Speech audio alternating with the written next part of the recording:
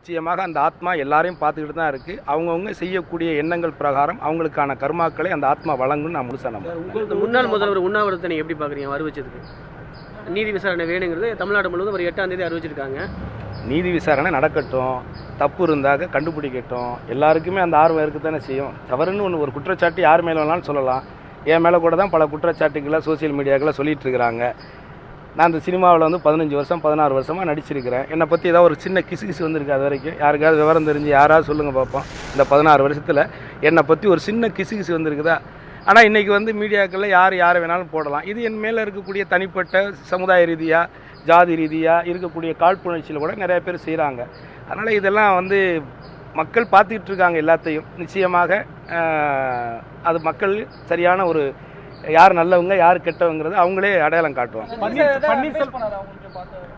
இல்லை, என்ன நடிப்பு நமக்கு முக்கியம். நீங்கள் நல்ல நடிகர், நீங்கள் தொடர்ந்து நடிக்கணும் அப்படின்னு எனக்கு சொன்னாங்க. நான் அதுக்கான வேலைகள். பன்னீர்செல்வம் உண்ணாவிரதம் இருக்கிறத வந்து கருணாஸ் வலியுறுத்துறதை எடுத்துக்கலாமா?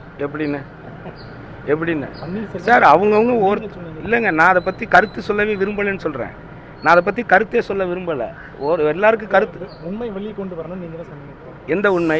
இல்லை, நீதி விசாரணை நடத்தப்படணும்னு 4 பேர் சொல்கிறாங்கன்னா அந்த நீதி விசாரணை ஏன் அன்னைக்கு இருக்கும் பொழுது யாருமே சொல்லலை? அவங்களே அந்த பதவியில் முதலமைச்சராக இருந்த காலங்களில் ஏன் சொல்லலை? நீங்கள் இதை மக்களை ஏமாத்துறதா இல்லையா? அது நீங்கள் பொறுப்பில் இருந்தீங்கல்ல, அப்போ சுயமாக செயல்பட முடியலையா? அதெல்லாம் என்ன, யாருக்கு என்ன சுயமாக என்ன செயல்பட முடியல? இதெல்லாம் ஏமாத்து வேலையா? அதெல்லாம் கிடையாதுங்க. யார் என்ன நீங்கள் கட்டுப்படுத்த முடியுமா? என்ன நான் ஒன்று சொல்லணும், கருத்து சொல்லணும்னா நான் நேரடியாக சொல்ல போகிறேன். இதெல்லாம் வந்து அதான் சொல்கிறேன்ல, மக்கள் முட்டாள்னு யார் நினைக்கிறாங்களோ அவங்க தான் இந்த உலகத்திலேயே அடி முட்டாள். சார், உங்களோட தொகுதியில் மக்கள் எதிர்ப்பு இல்லை, நல்ல வரவேற்பு இருந்தது அப்படின்றீங்க. சில தொகுதிகளில் அமைச்சர்கள் வந்து மக்களால் வெளியேற்றப்படுறாங்க. திமுக தொடர்ந்து சொல்லிட்டு இருக்குது ஆட்சி மாற்றம் இன்னும் கூடிய விரைவில் நிகழும் அப்படின்னு சொல்லிட்டு இருக்காங்க.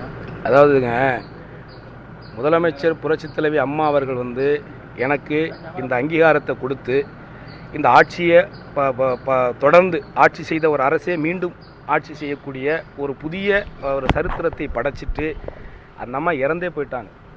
அந்த ஆட்சி காக்கப்படணும் அப்படிங்கிறதான் என்னை போன்றவருடைய உணர்வு. அந்த ஆட்சி காக்கப்படணும். அம்மா அவர்கள் அறிவித்த 110 விதிமுறைகளான நலத்திட்டங்கள், மக்களுக்கு வழங்கி வச்சிருந்த ஏற்கனவே அறிவித்த திட்டங்கள், செயல்படுத்தின திட்டங்கள், புதிதாக அவங்க ஆசைப்பட்ட திட்டங்கள் எல்லாமே கொண்டுகிட்டு வரணுங்கிறதான் என்னை போன்றவருடைய உணர்வு. என் தொகுதிக்குள்ள நான் அன்னைக்கு சொன்னதான் இன்னைக்கு சொல்கிறேன். என் தொகுதிக்குள்ள 2 லட்சம் பேர் எனக்கு எதிராக வாக்களித்தவங்க இருக்காங்க. 80,000 பேர் ஓட்டு போடாதவங்க இருக்காங்க. 1,15,000 பேர் எனக்கு எதிராக வாக்களித்தவங்க இருக்காங்க. வெறும் 76,000 பேர் தான் ரெட்டையில ஜெயிக்கணும், கருணாசி எம்எல்ஏ ஆகணும், அம்மாவுடைய ஆட்சி வரணும்னு ஆசைப்பட்டவங்க. அந்த மக்கள்கிட்ட பெரிய கருத்து வேறுபாடோ கோபமோ எதுவுமே இல்லை. நான் நேரடியாக சந்திச்சு தான் வர்றேன்.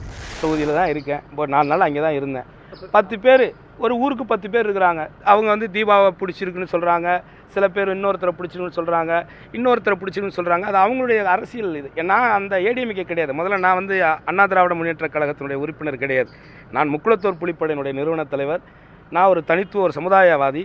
ஸோ அதை முதல்ல நீங்கள் புரிஞ்சுக்கணும். எந்த அடிப்படையில் வந்து ஸ்டாலின் வந்து விரைவில் திமுக ஆட்சி வரும்னு சொல்கிறாரு? அவர் ஆசைப்படுறாரு. அவர் எதிர்கட்சி தலைவர் ரொம்ப வருஷமாக சிஎம் ஆகணும்னு ஆசைப்பட்டு இருக்காரு. அதனால அவர் ஆசையே சொல்கிறாரு. இதில் தப்பு கிடையாது. நான் கூட தான் சொல்லலாம், நாளைக்கு நான் சிஎம் ஆகணும் கூட நானும் ஆசைப்படலாமே, தப்பு சொல்ல முடியாது. சார், நடிகர் சங்கத்தில் உங்களுக்கு எதிரணியில் இருந்த ராதாரவி திமுகவில் இணைஞ்சிருக்காரு.